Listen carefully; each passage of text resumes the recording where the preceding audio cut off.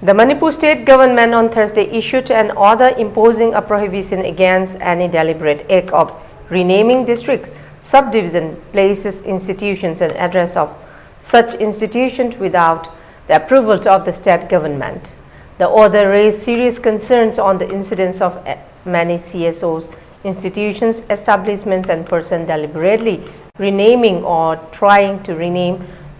district, subdivisions, places, institutions and address of such institutions. These acts are objectionable or likely to create controversy and conflict between communities residing in the state, more particularly in the context of ongoing law and order crisis as after May of the Tribal Solidarity March organized by All Tribal Students Union Manipur at Sum since May 3, it stated.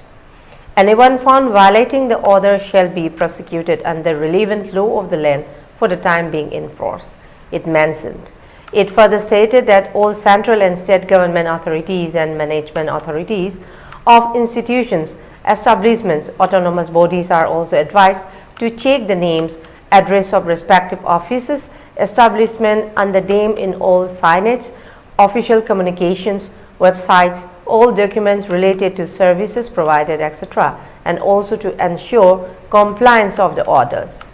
It may be recalled that individuals from the Kukijo community had raised complaints on social media stating that Lamka, parcels and packets have been stuck in the Imphal office.